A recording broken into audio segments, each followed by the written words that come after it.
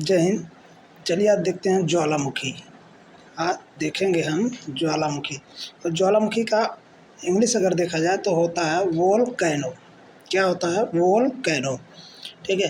तो ज्वालामुखी के अंतर्गत आज जितने भी फैक्ट बनते हैं उसको हम इस वीडियो में कवर करेंगे। और साथ ही साथ आप अगर पहली बार देख रहे होंगे ये वीडियो तो ज़रूर सब्सक्राइब कर लीजिएगा और जो आपके पढ़ने लिखने वाले दोस्त होंगे उसमें शेयर कर दीजिएगा। ठीक है। चलिए देखते हैं। ज्वालामुखी भूपटल पर ज्वालामुखी भूपटल पर वह प्राकृतिक छेद या दरार है जिससे होकर पृथ्वी का पिघला पदार्थ लावा, राख, भाप तथा अन्य गैसें बाहर निकलती हैं। कहने का मतलब ये है किसी भी दरार के माध्यम से जब आग के रूप में राख, भाप, लावा, गैसें, धुआं, तमाम सारी चीज़ें बाहर आने लगती हैं, वही क्या कहलाता है? ज्वालामुखी कहलाता है। किसी भी दरार के माध्यम से पृथ्वी के अंदर से निकलने वाले वह अवक्षेप कह सकते हैं या फिर कीचड़ कह सकते हैं या फिर राख कह सकते हैं, जो बाहर निकलते हों साथ ही साथ धधक रहे हों, कहने का मतलब जल रहे हों, धुआं निकल रहा हो उसमें से, वो क्या कहलाते हैं? ज्वालामुखी कहलाते हैं। ठीक है। फिर आगे है ज्वालामुखी क्रिया में सबसे अधिक जल वाष्प गैस निकलती। कौन सी? जल वाष्प गैस निकलती है। और इसके अलावा कार्बन डाइऑक्साइड, सबसे ज़्यादा जल वाष्प गैस, फिर carbon dioxide, sulphur dioxide, hydrogen, nitrogen जैसी अन्य कई गैसें भी निकलती हैं। लेकिन जल वाष्प की मात्रा सबसे ज़्यादा होती है जो 60 से लेकर 90% तक होती है। ये यहाँ आप देख सकते हैं निकल रहा। ठीक है।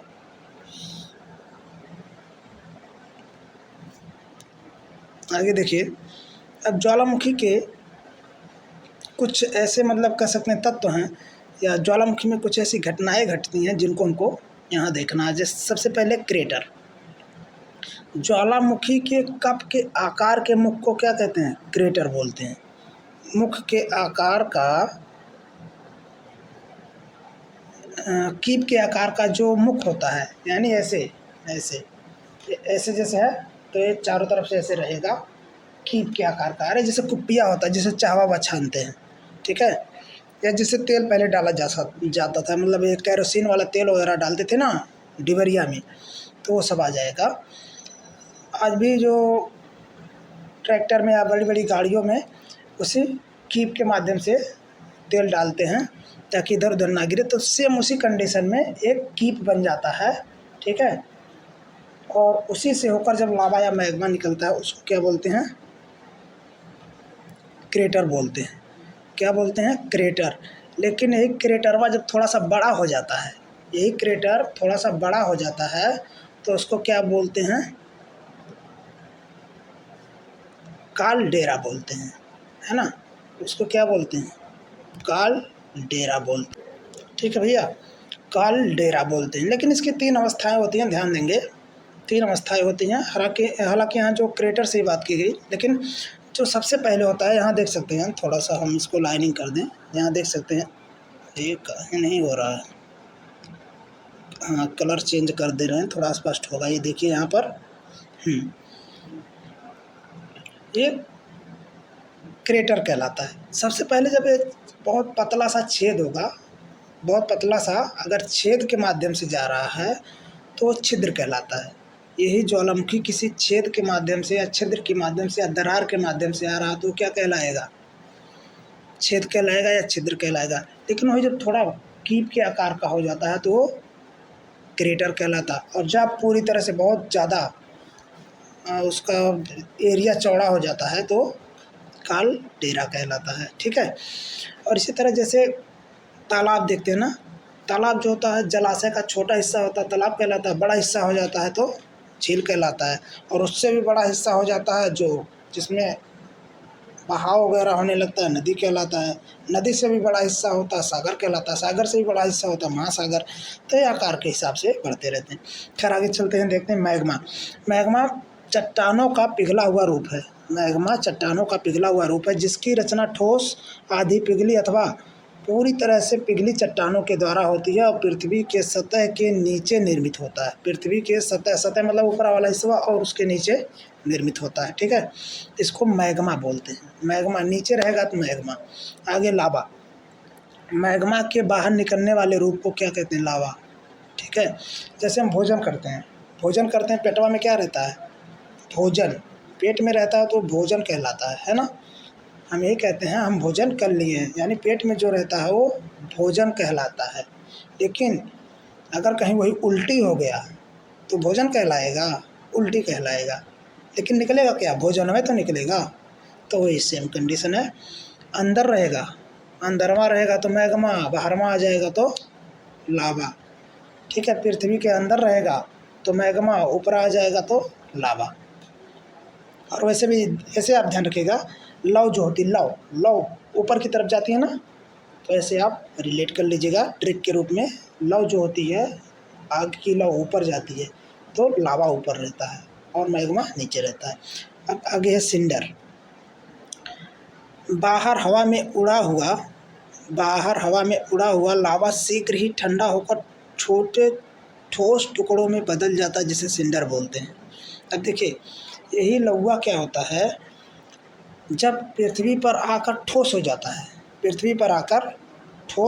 है और ठोस होने के साथ साथ टुकड़ों में बंटने लगता है। अरे भाई, जैसे कीचड़ है, कीचड़ उठाइए अजुरिया से और इसे फेंक दीजिए, और फेंकने के बाद देखेंगे 2 घंटा बाद वो सूख जाएगा, और जब सूख जाएगा ठोस हो जाएगा, और जैसे जैसे उस पर सूर्य का प्रकाश पड़ेगा वो क्या होगा? टूटने लगेगा।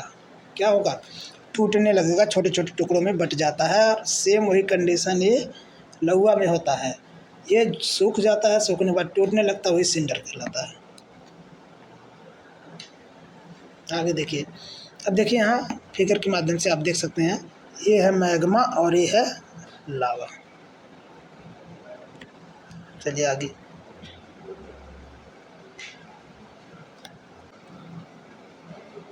चलिए देखिए, अब यहाँ ज्वालामुखी के प्रकार बताए गए हैं। ज्वालामुखी के प्रकार कितने हैं? तो ज्वालामुखी 3 प्रकार की होती है। 3 प्रकार की ज्वालामुखी होती है, एक सक्रिय, एक प्रसुप्त, एक शांत। इसको ऐसे भी रिलेट कर सकते हैं, जागल, सुत्तल, मुगल। जागल, सुत्तल, मुगल। जागल यानी जागृत या सक्रिय। सुत्तल मतलब सोया हुआ भाई। तो प्रसुप्त यानी ये कभी कभी जाग भी सकता है। और जो जाग रहा है वो तो हमेशा उसमें उद्गार होगा ही होगा, है ना। तो एक ठे होता है जागृत, वो जाग रहा है, हमेशा उद्गार हो सकता है। और एक सुतलका है जो सोया हुआ, उसमें कभी कभी जाग सकता है, कभी कभी उद्गार हो सकता है। और एक ठे शांत मुगल, मरल जौन है वो हमें कभी उद्गार नहीं होता है, लेकिन कभी कभी ये भी भड़क जाता है और पूरा अपना इतिहास बदल लेता है, सक्रिय में आ जाता है। तो चलिए आगे देखते हैं। एक्टिव वोल्केनो, सक्रिय ज्वालामुखी वे ज्वालामुखी होते हैं जिसमें लावा, मैग्मा, जलवाष्प, विखंडित पदार्थ हमेशा निकलते रहते हैं। और प्रसुप्त ऐसे ज्वालामुखी होते हैं जो वर्षों में सक्रिय नहीं हुआ लेकिन कभी कभी सक्रिय भी हो सकता है, प्रसुप्त ज्वालामुखी कहलाता है। और इसको डॉर्मेंट वोल्केनो बोलते हैं इंग्लिश में। और एक्सटिंक्ट वोल्केनो एक ऐसे ज्वालामुखी हैं जो कई वर्षों तक सक्रिय ही नहीं हुए, जिनकी भविष्य में सक्रिय होने की संभावना भी नहीं होती है, शांत ज्वालामुखी कहलाते हैं। इसमें देखिए, अगिया निकल रहा है और यहाँ सिर्फ धधक रहा है, धुआं निकल कर बस। और इसमें देखिए कुछ नहीं हो रहा है। आ गया ये विश्व के प्रमुख ज्वालामुखी। अब जैसे देखिए, आप भूकंप पढ़े थे, प्रशांत वाले क्षेत्र में ज़्यादा था, प्रशांत मेखला में। वैसे ज्वालामुखी प्रशांत मेखला में सबसे ज़्यादा है। ठीक है, इसके बाद कुछ अटलांटिक मेखला वाला क्षेत्र है, और कुछ जो है ये जो छोटे छोटे द्वीपीय क्षेत्र है, वहाँ भी ज्वालामुखी आते रहते हैं। तो सक्रिय ज्वालामुखी का अधिकांश भाग प्रशांत महासागर के तटीय भाग में पाया जाता है। प्रशांत महासागर के परिमेखला को अग्निवलय कहा जाता है, वेरी वेरी इंपॉर्टेंट। ठीक है, fair ring of the Pacific, तो इसको अग्निवलय के नाम से भी जाना जाता है। अगला है विश्व के प्रमुख ज्वालामुखी। अब विश्व का सबसे अधिक सक्रिय ज्वालामुखी कौन सा है? तो किलायू, जो हवाई द्वीप यूएसए में है। अगला है विश्व के ज्वालामुखी। अब यहीं से क्वेश्चन ज़्यादा उठाए जाते हैं। किलायू ज्वालामुखी हवाई द्वीप में स्थित है। ठीक है, और अगला है मोनोलोवा, ये देखिए जल्दी पूछा गया था, ये भी हवाई द्वीप में है। और सेंट हेलेंस, ये भी हवाई द्वीप में है, लेकिन सब हवाई द्वीप कहाँ है? अमेरिका में। सबका सब कहाँ है? संयुक्त राज्य अमेरिका में। किलायू, मोनोलोवा और सेंट हेलेंस, ये तीनों ज्वालामुखियाँ कहाँ पर हैं? यूएसए में। अगला विसुवियस। विसुवियस इटली में है, जो प्रसुप्त ज्वालामुखी है, कभी कभी उद्गार होता है इसमें, है ना। फिर आगे देखिए माउंट एटना है, बहुत इंपॉर्टेंट है, सक्रिय ज्वालामुखी है, इटली में है। स्ट्राम्बोली, ये भी इटली में है, जो सक्रिय ज्वालामुखी है। स्ट्राम्बोली एक सक्रिय ज्वालामुखी है।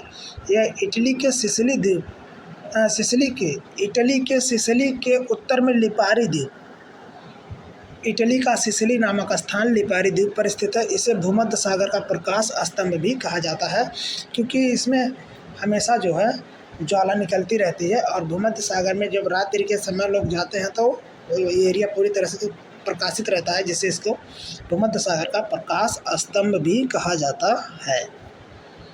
अगला देखिए स्ट्राम्बोली एक सक्रिय ज्वालामुखी है। यहाँ देख सकते हैं इसकी अवस्थिति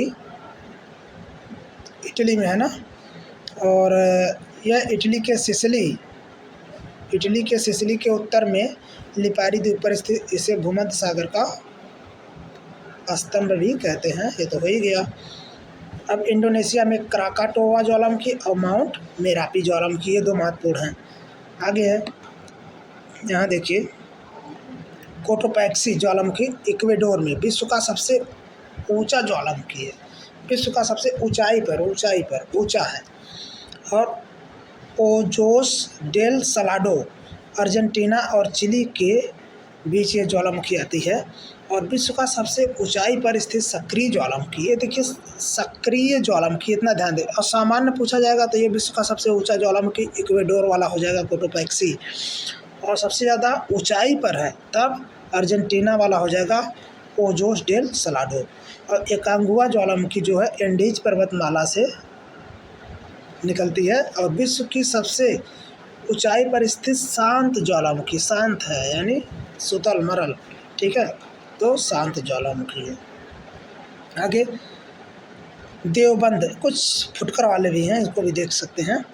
देवबंद ज्वालामुखी ईरान में, देवबंद ज्वालामुखी ईरान में। पोपा ज्वालामुखी म्यांमार में है। किलिमंजारो तंजानिया में। ये सारे क्वेश्चन पूछे जाते हैं। माउंट इरेबस, यहाँ क्या लिखा है? एबुर्स लिखा गया है, इरेबस होना चाहिए। ये अंटार्कटिका में इस महाद्वीप का अकेला एक सक्रिय ज्वालामुखी है, माउंट इरेबस। फ्यूजियामा जापान में है। माउंट एसो जापान में है। फिर आगे है नारकोडम अंडमान निकोबार द्वीप समूह में। बैरन ज्वालामुखी, बैरन भारत का एकमात्र ज्वालामुखी है। तो इस तरह से ज्वालामुखी वाला चैप्टर हमने डिटेल से आपको बताया है, और इसमें से बहुत सारे क्वेश्चन आपको मिल जाएंगे, ठीक है। देखेंगे आप प्रीवियस पेपर में तो बहुत सारे क्वेश्चन यहीं से ही आए हैं, ठीक है। और बनेंगे कहाँ से क्वेश्चन, जो मेन चीज़ें हमने सारी चीज़ें आपको बता दी। खैर, फिर अगली वीडियो में किसी अच्छे से टॉपिक के साथ मिलेंगे, और जैसा भी होगा आप अपनी राय जरूर दीजिएगा।